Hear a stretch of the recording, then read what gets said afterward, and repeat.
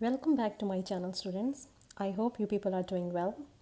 Today in this video I will suggest you some important tips regarding IELTS essay.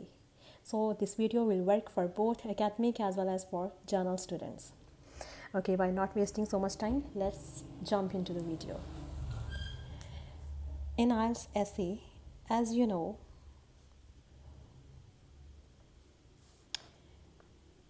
आपको लिखने होते हैं 250 से लेकर 350 वर्ड्स आप लिख सकते हो। 250 तो हमने लिखने ही लिखने, ये तो हमने कवर करनी है, हम 350 तक जा सकते हैं। ओके, तो आज की इस वीडियो में हमने जस्ट ये सीखना है कि हमने अपने ऐसे में क्या नहीं करना और क्या करना है।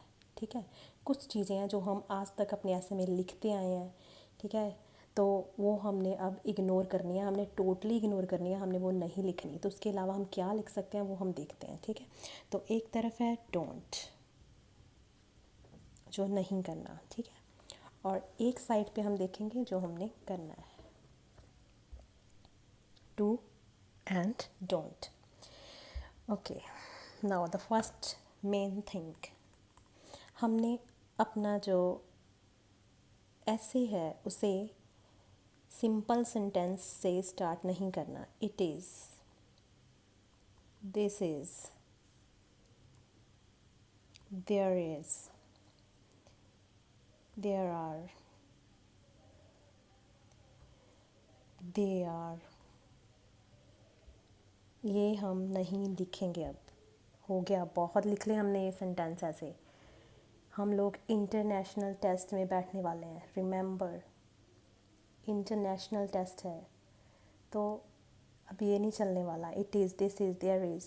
यही वजह है कि आप लोग इतने टाइम से जो अच्छा स्कोर है 6, जो स्टूडेंट 6 लेना चाहते हैं ऐसे में, जो स्टूडेंट 7 अचीव करना चाहते हैं ऐसे में, वो नहीं ले पा रहे। उसका रीज़न यही है कि हम लोग कुछ मिस्टेक्स कर रहे हैं जिसका हमें नॉलेज नहीं है। हम लोग क्यों बोलते हैं कि मैम 6 बार मैंने टेस्ट दे दिया लेकिन अभी भी 6 और 6.5 पे अटका हूँ, ठीक है, और मैं 5.5 पे अटका हूँ, मेरे 6 नहीं आ रहे, मेरे 6.5 नहीं आ रहे, या मेरे 7 नहीं आ रहे। उसके कुछ रीज़न्स हैं, तो हम आज उन्हीं रीज़न्स पे बात करने वाले हैं। ठीक है, एक तो हम अपनी ये छोड़ेंगे, अब ये नहीं लिखेंगे। ठीक है, this is, it is, they are, कुछ भी है।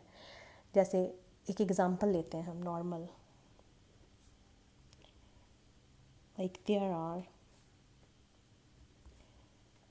2 boys in the room. Simple sentence है, बिल्कुल सिंपल है ना, कि रूम में 2 लड़कियां हैं, और हम इसे कॉम्प्लेक्स में लिखेंगे। इतना भी कॉम्प्लेक्स नहीं अभी हमने सीखना, हम जस्ट इसको थोड़ा सा चेंज करके देखते हैं। चलो पहले हल्का फुल्का, ठीक है, जो आपको डिफ़िकल्ट ना लगे, तो थोड़ा सा चेंज कर देते हैं। ये जो देयर आर है इसे पीछे ले जाते हैं, बॉयज़ को आगे ले आते हैं। 2 boys are there in the room. क्या हो गया, सिंपल ही है। बस क्या किया हमने, देयर आर को हटा दिया, पीछे ले गए हम। ठीक है, एक तो हमने ये काम करना है, और एक हमने सीखना है कि पैसिव में कैसे जाना है। Passive, complete passive. तो हम जो अब जब हम 8th 9th 10th में थे आप लोग, तो आपने सीखा होगा कि कैसे हम एक्टिव पैसिव करते थे, change the voice, change the narration, हम लोगों ने पढ़ा है। तो वो काम अब हमने करना है इस एग्ज़ाम के लिए। अगर आपको नॉलेज नहीं है how to write passive sentences, then please don't waste your time by taking grammar classes. अपनी मनी, अपना टाइम वेस्ट मत करना। क्या करो, आपके नेबर्स में कुछ स्टूडेंट्स होंगे जो 8th 9th 10th में पढ़ते हैं, उनकी बुक्स लो, ग्रामर उठाओ, पढ़ना स्टार्ट करो। जस्ट एक वीक दो खुद को कि कैसे हमने पैसिव में लिखना है। अदरवाइज़ अब आप ये वीडियोस देखोगे, मैं आपको ऐसे बताऊंगी, कुछ ऐसी लाइंस बताऊंगी हमने कैसे लिखनी है, तो आप लोग प्रैक्टिस के साथ सीख जाओगे। कुछ डिफ़िकल्ट काम नहीं है। क्लियर? तो एक तो हमने ये नहीं करना। ओके, और क्या नहीं करना हमने, डोंट राइट ईडियम्स इन ऐसे, please please don't write idioms. मैं बहुत सारी वीडियोस ऐसी देखती हूँ जो यूट्यूब पे पड़ी हैं, जिन पे वो बोलते हैं कि अपने ऐसे में ईडियम्स यूज़ करो। भाई प्लीज़ नहीं यूज़ करने। मैं अपने एक्सपीरियंस से बोल रही हूँ। If I got 7.5 in writing then इसके पीछे कुछ रीज़न्स हैं। ये कुछ नहीं लिखना हमने, ईडियम्स नहीं लिखने। ईडियम्स जो है स्पीकिंग में काफ़ी अच्छा काम करते हैं। अगर आप लोग फ्लुएंटली स्पीकिंग में ईडियम्स बोलते हो then your score can be jump from 7 to 8 definitely. अगर आप स्पीकिंग में ईडियम्स यूज़ करते हो, please don't write idioms in essays. Like मैंने बहुत सारे एसेज ऐसे बच्चों के पढ़े हैं जहाँ पे वो लिख देते हैं कि like each coin has 2 sides वगैरह वगैरह, पता नहीं क्या कुछ लिख देते हैं। आप क्या क्या है ये, आपने नहीं लिखना, आपको नॉलेज नहीं है, आपने ईडियम्स नहीं यूज़ करने। ये रटे रटाई ईडियम्स आप लिख देते हो, एग्जामिनर को सब कुछ पता चल जाता है। एग्जामिनर बेवकूफ़ नहीं है, एग्जामिनर जानता है। आप रटे रटाई ईडियम्स लिख दोगे अगर। Don't use idioms in your essay. Clear? The next thing, can, will, shall नहीं लिखना। Don't write can, will और shall. Can, will और shall के साथ हम सेंटेंस नहीं लिखेंगे। क्यों नहीं लिखेंगे, इसका रीज़न क्या है? क्योंकि can, will ये बहुत स्ट्रॉन्ग वर्ड्स हैं। ये जो कंप्लीट राइटर्स हैं ना, जो बड़े बड़े नोबेल प्राइज़ विनर राइटर्स, वो लिखेंगे। जो जिनको पता है कि हाँ डेफिनेटली ये चीज़ हो सकती है, डेफिनेटली ये चीज़ होगी, उनके लिए छोड़ दो। हम लोग तो अपनी थ्योरी लिखने वाले हैं। हम अपने व्यूज़ हमने एक्सप्रेस करने हैं आइल्स के टेस्ट में। हमें नहीं पता कि हम सही हैं गलत हैं, हमने अपनी स्टोरी बनानी है। तो हम कैन नहीं लिखेंगे, हम विल नहीं लिखेंगे। हमें नहीं पता कि ये डेफिनेटली हो सकता है या ये होगा ही होगा। ठीक है, तो आप लोग कुछ काफ़ी राइटर्स की अगर आप बुक्स पढ़ते भी हो, फॉलो करते हो, उनमें कैन विल लिखा है तो वो राइटर्स हैं, वो लिखें। हमने नहीं लिखना अपने पेपर में।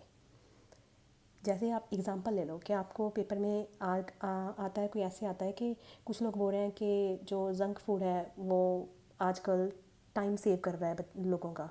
ठीक है, कुछ लोग बोल रहे हैं कि इसके साथ हेल्थ इश्यूज़ जो हैं वो इंक्रीज़ हो रहे हैं। क्लियर? तो आप दोनों साइड्स को डिस्कस करो, अपना ओपिनियन दो। अब इस केस में हम लोगों ने अपने व्यूज़ लिखने हैं, है ना। हम अपनी स्टोरी बनाएंगे कि हाँ भाई, वो लोग जो बोलते हैं कि जंक फूड जो है वो नहीं खाना चाहिए या इससे हेल्थ इश्यूज़ होते हैं, वो ये सोच इस रीज़न की वजह से बोल सकते हैं, या ये होगा उनके अकॉर्डिंग, इसलिए वो ये बोल रहे हैं। हमारे थॉट्स हैं, हम अपनी स्टोरी बनाएंगे। तो we are not sure. Clear? तो हम कैन विल नहीं लिखेंगे, हम इसकी जगह पे कुड वुड लिखेंगे। ठीक है, हमने कैन विल नहीं लिखना। ओके, तो ये तो कुछ मिस्टेक्स जो हम ऐसे में कर देते हैं वो अब हम नहीं करने वाले हो। तो हम क्या करेंगे, करना क्या है भाई? तो करना है पहले तो पैसिव में जाना है। जैसे ही आपके हाथ में क्वेश्चन पेपर आता है उसी पे लिख दो, क्या भूल ना जाओ फिर से ये इट इज़ दिस इज़ ना करने लग जाओ। उसी में लिख लो कि मैंने जो लिखना है वो पैसिव में लिखना है। ठीक है, कुछ ज़्यादा डिफ़िकल्ट नहीं है। एक दो सेंटेंस हम हैज़ बीन और हैव बीन के साथ लिख देंगे। अब बहुत सारे स्टूडेंट्स को प्रॉब्लम है, मुझे नहीं लिखना आता हैज़ बीन हैव बीन कैसे यूज़ करना है। अगर has been have been use करना है, कई बार हम ing के साथ लिख सकते हैं, और you can also use the second form of the verb. बहुत सारे स्टूडेंट्स की प्रॉब्लम है, वो बोलते हैं हम नहीं लिख सकते, ये डिफ़िकल्ट है हमारे लिए हैज़ बीन हैव बीन लगाना। कुछ डिफ़िकल्ट नहीं है, बहुत ईजी है। Just look at here. मैं काफ़ी आपको एग्जांपल्स दिखाऊंगी, लेकिन आज के लिए हम एक एग्ज़ाम्पल ले लेते हैं, जैसे कि हैज़ बीन प्लस ing, है ना। ये हम कैसे यूज़ करें? Okay, take an example like Pakistan has been going, has been ing, सही होगी ग्रामर हमारी। ठीक है, has been going through what? Through the armed uprising for a few years. Sentence के ऊपर मत जाना कि डिफ़िकल्ट है या इजी है। जस्ट ये देखो कि हमने has been going, has been के साथ ing लगा दिया, ग्रामर हमारी सही है, बन गया पैसिव, हो गया काम, ठीक है। अगर आईएनजी नहीं लगाना तो हम कैसे लिख सकते हैं, you can write like Syria तो पता ही है आपको ना, सीरियंस जो वहाँ पे लोग हैं, Syrians have been displaced by the fighting and left no shelter वगैरह वगैरह, कुछ भी शेल्टर, फूड और अदर इसेंशियल्स नहीं है उनके पास, ठीक है। तो अब हमने क्या किया है, हैव बीन के साथ हमने डिस्प्लेस्ड, ईडी, ठीक है, सेकंड फॉर्म में चले गए।